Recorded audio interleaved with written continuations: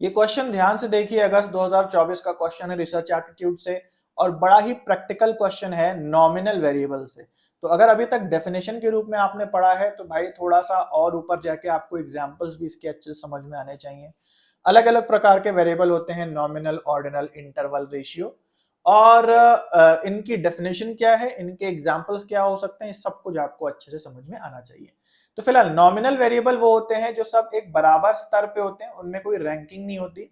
और nominal variable जैसा कि नाम बता रहा है केवल एक नेम या एक टैग देने का काम आता है जब मल्टीपल ऑप्शंस हमारे सामने होते हैं।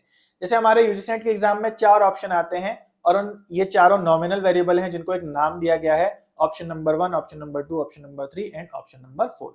इनमें कोई बड़ा छोटा नहीं है, कोई रैंक नहीं है, कोई इनमें दूरी और इंटरवल का आभास नहीं है, केवल मल्टीपल चीजों को अरेंज करने के लिए उन्हें नंबर दे दिए गए हैं।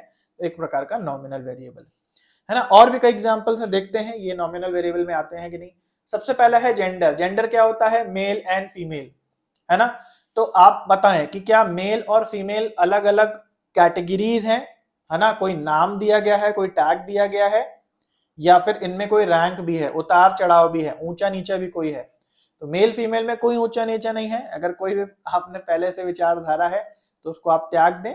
फिलहाल मॉडर्न जमाने में मेल फीमेल सब बराबर है, और इसीलिए ये एक जो है नॉमिनल वेरिएबल होगा, ठीक है, क्योंकि यहाँ पे कोई उतार चढ़ाव नहीं है और यहाँ पे बराबरी है। एक कैटेगरी आप मान सकते हो नॉमिनल वेरिएबल, मेल्स की कैटेगरी, फीमेल्स की कैटेगरी, या एक नेम टैग दे दिया, एक संबोधित कर दिया एक पर्टिकुलर ग्रुप को, तो वो चीज नॉमिनल वेरिएबल होती है। अब कोई भी उतार चढ़ाव नहीं है, सब बराबर है, तो जो भी चीज बराबरी में आएगी वो नॉमिनल वेरिएबल में आएगी।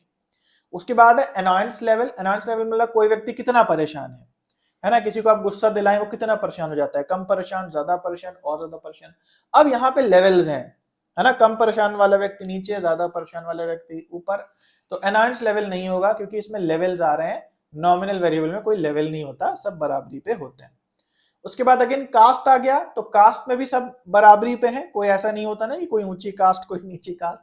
हालांकि अगेन बहुत लोग हो सकता है मानते हो, बट ऐसा नहीं मानना चाहिए। फिलहाल एकेडमिक आपका जो यहाँ पे काम है उसमें तो आपको सभी कास्ट, कभी भी आपको नॉमिनल वेरिएबल में ऑप्शन आए, कास्ट, रिलीजन, वो सब बराबर में आएगा, ठीक है। इस बात को माने और हो सके तो रियल लाइफ में भी इसको माने।